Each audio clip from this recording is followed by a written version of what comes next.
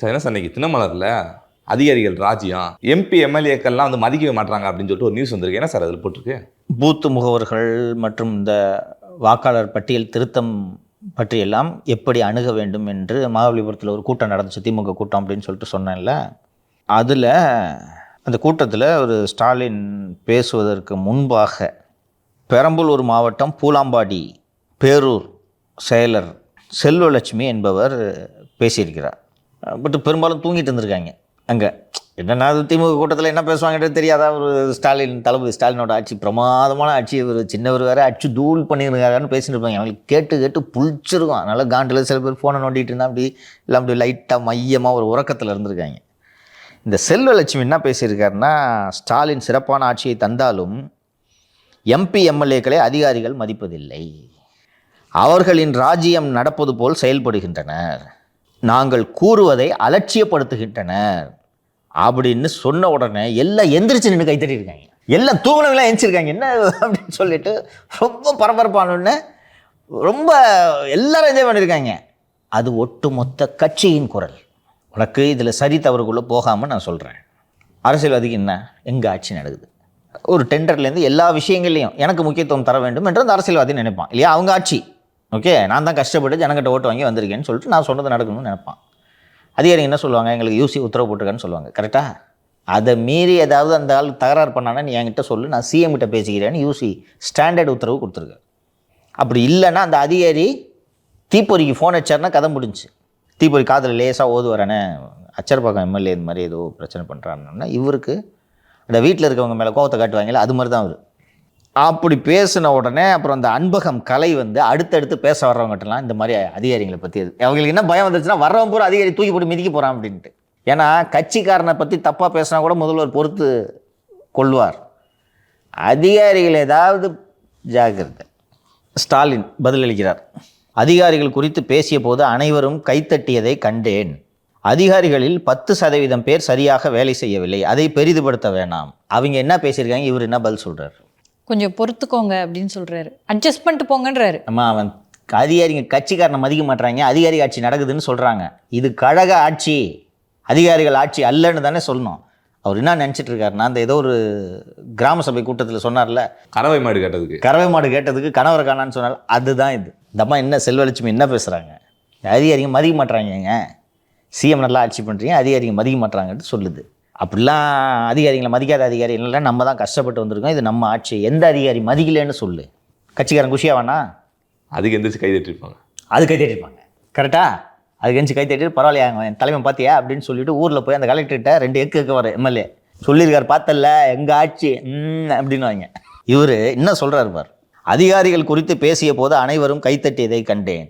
அதிகாரிகளில் 10% பேர் சரியாக வேலை செய்யவில்லை, அதை பெரிதுபடுத்த வேணாம். அவங்க என்ன சொல்கிறாங்க, இவர் என்ன சொல்கிறார்? திரும்ப தூக்கத்துக்கே போயிருப்பாங்க. ஆமாம், சம்மந்தம் இல்லாமல் பதில் சொல்கிறார். தெரியுதா? இப்படித்தான் சொல்கிறேன். அவர் சிஎம்ஐ பார்க்க போகிறோன்னு என்கிட்ட சொல்லிட்டாங்க முன்னாடியே, ஒரு அரை மணி நேரம் முன்னாடி சொன்னாங்க. சொன்னோன்னே கடகடன்ட்டு எல்லா பாயிண்ட்டும் எடுத்து வச்சு, ஏன்னா சும்மா பார்க்க முடியாதால சிஎம் எல்லாத்தையும் சொல்லிடணும். எடுத்தவொடனே ஆரம்பிக்கிறேன். சார் சிஎம் நல்லா பெர்ஃபார்ம், இதே மாதிரி தான் பேசினேன், இந்த அம்மா பேசுகிற மாதிரியே. சிஎம் நல்லா தான் பெர்ஃபார்ம் பண்ணுறீங்க, இந்த ஆஃபீஸர்ஸ் தான், எல்லா ஆட்சியிலுமே ஒரு 5 ஆஃபீஸர் தான் நல்லா வேலை செய்வாங்க, நம்ம ஆட்சியிலே 5 ஆஃபீஸர் தான் நல்லா வேலை செய்கிறாங்க அப்படின்னாரு. சூப்பர் அப்படின்னு நினச்சேன். வேறு என்ன பேசுவேன் நீ? இதே தான். அதாவது அதிகாரிகன்னு சொன்ன உடனே கைத்தட்டின உடனே அதிகாரிகள் சரியாக வேலை செய்யலைன்னு சொல்லியிருக்காங்க அவங்க அப்படின்னு இவராக புரிஞ்சுக்கினார் ஒரு ஐட்டத்தை. அப்போ 90% அதிகாரிகள் நல்லா வேலை செய்கிறாங்க, ஒரு 10% சரியாக வேலை செய்யல, அதை பெரிதுபடுத்த வேணாம். 4 வருஷமாக இதைத்தான் சொல்லி நீங்கள் கதறிட்டு இருக்கீங்க, அதுக்கப்புறமா என்ன தைரியத்தில் இவங்க போய் பேசினாங்க? ஒரு ஆதங்கம்தான், அதிகாரி யாரும் மதிக்க மாட்டாங்க அப்படின்ற ஒரு ஆதங்கம் தான் எல்லா பேத்துக்குள்ளே இருந்து பாருங்க, எந்திரிச்சு கை தட்டுறாங்கன்னா எல்லாருக்கும் இருக்குப்பா. இங்கே வனத்துறை அமைச்சர் இருக்கார் இல்லையா? அந்த வனத்துறை அமைச்சரால் அவர் செக்ரட்டரியை மாற்ற முடியாது. செக்ரட்டரி யார்? தலைமைச் செயலாளர் மனைவி சுப்ரியா சாகு. தேவைப்பட்ட அமைச்சரை மாற்றுவாங்க அந்த அம்மா, தெரியுமா? நேரு இருக்கார்ல, பவர்ஃபுல்லான மினிஸ்டர் தான், அவரால் செக்ரட்டரி மாற்ற முடியாது. தீப்பொறி தினேஷ் நினச்சா யாரையும் மாற்ற முடியும். புரிதா சிக்கல்? நேருவோட துறையாக இருந்தாலும் சென்னை மாநகராட்சி ஆணையர் குமரகுருபரன், உள்ளூர் அமைச்சர் சேகர்பாபுவோடு புரிந்துணர்வு ஒப்பந்தம் போட்டிருக்கிறார். நேரு மதிக்க மாட்டார். அவர் எல்லா ப்ரையாரிட்டியும் பிரியாவுக்கும் சேகர்பாபுவுக்கும் தான். ஆனால் நேருவால் குமரகுருபரன் மாற்ற முடியாது. புரியுதா? மாற்ற முடியாதுன்றது குமரகுருபரனுக்கு தெரியும். அப்போ அமைச்சர் மதிக்க மாட்டார். அமைச்சரால் என்ன பண்ண முடியும்? இந்த கிரீவன்ஸை தான் இந்த செல்வலட்சுமி பேசியிருக்கு. ஏன்னா இதுக்கு முன்னாடி இருந்த ஆட்சி காலகட்டத்திலாம் வந்துட்டு அதிகாரிகள் பயப்படுவாங்க, அமைச்சர் மாற்றி விட்டுருவாங்க அப்படின்னு சொல்லிட்டு. பேலன்ஸ்டாக இருக்கணும், புரியுதா? இந்த பக்கமும் கை ஓங்கக்கூடாது, இந்த பக்கமும் கை ஓங்கக்கூடாது. அதிகாரிகளும் கொட்டம் போடக்கூடாது, அரசியல்வாதிகளும் கொட்டம் போடக்கூடாது. அதுதானே டெமோக்ரஸி. அதனால தானே அதிகாரிகள் நிரந்தரமாக இருக்கிறார்கள். அமைச்சர்கள் 5 ஆண்டுகளுக்கு ஒரு முறை தங்களது வாழ்நாளை புதுப்பிக்க வேண்டும். அந்த பேலன்ஸை சரியாக மெயின்டைன் பண்ணுற ஆட்சி நல்ல ஆட்சி. ஸோ இதில் அப்ஸ் அண்ட் டவுன்ஸ் இருக்கும். ஒன்று ஃபுல்லாக இந்த பக்கம் விட்டுறது. இங்கே வெறும் அதிகாரிங்க ஆட்டம் தான். இந்த ஐஸ்கிரீமு, அறுத்தந்தை, அல்வா பற்றிலாம் நம்ம தான் தொடர்ந்து பேசிக்கிட்டு இருக்கோமே. அவங்க நினச்சா தான் நடக்குது. ஸோ அதே போன்று வந்து 500 கோடிக்கு இந்த சாலையெல்லாம் போடுறதுக்குலாம் செலவு வச்சுருக்காங்க. ஆனாலும் குண்டு குழியுமா இருக்குன்னு சொல்லிட்டு இன்றைக்கி செய்தி வந்திருக்கு சார். தினமலரில் தான் இதுவும் வந்திருக்கு. சாலை அமைக்க அரசால் ஒதுக்கப்படும் நிதியில் அரசியல்வாதிகள் மற்றும் அதிகாரிகளுக்கு 40% கமிஷனாக செல்வதால் மீதமுள்ள 60% தொகையில் தான் சாலை அமைக்கப்படுகிறது. ஒரு தெருவில் 100 மீட்டர் தூரத்தில் 15 அடி அகலத்தில் தார் சாலை அல்லது கான்கிரீட் சாலை அமைக்க 15 லட்சம் ரூபாய் நிதி ஒதுக்கப்படுகிறது. அதில் 6 லட்சம் ரூபாய்க்கு முறைகேடு நடப்பதால் மீதியுள்ள 9 லட்சம் ரூபாயில் தான் சாலை அமைக்கப்பட்டுள்ளது. சாலை தரமாக அமைக்கப்பட்டு உள்ளதா என பகுதி மக்களிடம் ஒப்பந்தம் பெற்ற பிறகே ஒப்பந்ததாரருக்கு உரிய நிதியை அளிக்க வேண்டும். ஆனால் ஒப்புதலை அதிகாரிகளே வழங்குகின்றனர். இதுவே ஊழலுக்கு முதல் காரணமாக அமைகிறது என்று இந்த செய்தி வந்திருக்கு. அந்த சாலைகளோட படங்கள் எல்லாம் போட்டிருக்காங்க.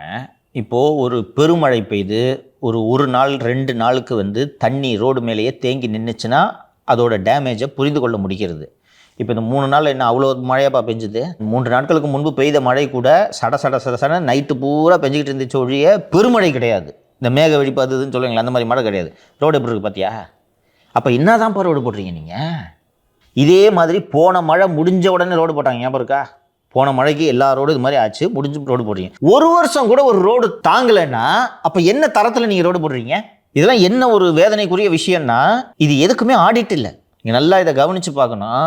இந்த லட்சணத்தில் ரோடு போட்டுட்டு எடப்பாடி தஞ்சாவூரில் போட்ட ரோடு சரியில்லைன்ட்டு கேஸ் போடுறீங்க. சரியில்லை, கேபிகேவா இன்னும் ஒரு கேசிபின்னு நினைக்கிறேன், ஏதோ ஒரு கான்ட்ராக்டர் மூலமாக ஒரு தரமில்லாத சாலையை போட்டுட்டாருன்னு ஒரு வாதத்துக்கு வைத்துக்கொள்வோம். நீங்கள் நல்லா போடுங்க, நீங்கள் தரமாக போட்டுருக்கீங்களா? தினந்தோறும் வருதில்லை, இன்றைக்கி சமூக வலைத்தளங்கள் முழுக்க வந்து குண்டும் குழிமான சாலைகள்னு சொல்லிட்டு படங்களோடு வருகிறது. ஸோ கான்ட்ராக்டர் என்ன தான் சார் பண்ணுவாங்க? இருக்க எல்லா காசையும் வாங்கிட்டு ரோடு போட்டு. அதான்ப்பா, அது என்னென்னா 40% லஞ்சமாக கொடுத்தானே. இந்த மாதிரி ஏடிஎம்கே பீரியட்லையும் கரப்ஷன் இருந்துச்சுப்பா. அதிகபட்சம் 8%பா, அல்லது 10 அல்லது 11, அவ்வளோதான். 10 எங்கே இருக்குது? 40% எங்கேப்பா இருக்குது? இன்னும் நிற்கும் கான்ட்ராக்டருக்கு. அவன் ஏன் இப்படி போடுறான்? இங்கே நம்ம அலுவலகத்துக்கு வந்த கான்ட்ராக்டர்கள் எல்லாம் நம்மிடம் சொன்னது, எங்களுக்கு கையில் நிற்கிற எங்கள் மார்ஜினை வச்சு நாங்கள் பார்க்கும்போது இந்த அளவுக்கு தான் சார் போட முடியும், இவ்வளோ தான் குவாலிட்டி கொடுக்க முடியும், அவ்வளோ பிரைப்பு தர்றோம், எல்லா மட்டத்துலேயும் லஞ்சம். இதெல்லாம் முடிச்சுட்டு ஒர்க்கை நாங்கள் முடித்த பிறகு பில்லு கிளியர் பண்ணும்போது தனியாக அமௌண்ட்டு கொடுக்கணும். அப்போ லாபம் இல்லாமல் கான்ட்ராக்ட் வேலை செய்ய மாட்டாங்களா? சர்வீஸ் பண்ணுறதுக்காக வர்றான். இதை மீறி தான் சார் நாங்கள் தொழில் பண்ண வேண்டியதாக இருக்குது. அப்போது இவ்வளோ தான் சார் போட முடியும். இன்னொன்று, அவங்களே இந்த மாதிரி தரமில்லாத சாலைகளை போடுன்றாங்களாம். ஏனென்றால் தரமில்லாத சாலைகளை போட்டால் 6 மாதத்தில் பல்லு இழிச்சிடும், திருப்பி டெண்டர் விடலாம்ல. இதுதான் நடந்து கொண்டு இருக்கிறது. அதனால தான் இந்த செங்கல்பட்டுக்கு 500 கோடிக்கு ரோடு போட்டிருக்காங்க. சார் இதே ஒன்று இன்னொரு மோசடி சம்பவம் போல் இப்படிலாம் ஏமாற்றுவாங்கன்னு தெரில சார். கிழக்கு தாம்பரத்தில் ஒரு பள்ளியில் வந்துட்டு நலம் காக்கும் ஸ்டாலின் முகாம் நடந்திருக்கு சார். அதில் ஒரு நாளைக்கு மட்டும் 4.51 லட்சம் செலவாயிருக்கு அப்படின்னு சொல்லிட்டு கணக்கு காட்டியிருக்காங்க சார்.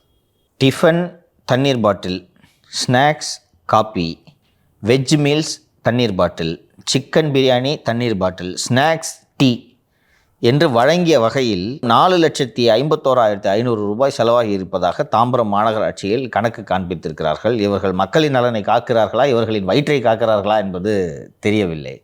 4.5 லட்சம் ரூபாய் ஒரு நாள் முகாமுக்கு உணவுக்கு மட்டும் நீங்கள் செலவு பண்ணிங்கன்னா என்னையா தாஜ்லியா ஆர்டர் பண்ணிங்க ஃபுட்டு? நம்ம போய் சாப்பிட்றோமே பஃபேல, அவ்வளோ கூட இவ்வளோலாம் சாகாதில்லப்பா. இப்படி தான் அடிக்கிறாங்க கொள்ள. இப்போ நம்ம பேசின இந்த 2 செய்தியும் உள்ளாட்சித்துறை தொடர்பானது, 3 செய்தியும் வேலைவாய்ப்பு. அப்படிப்பட்ட கொள்ளை நடக்கிறது.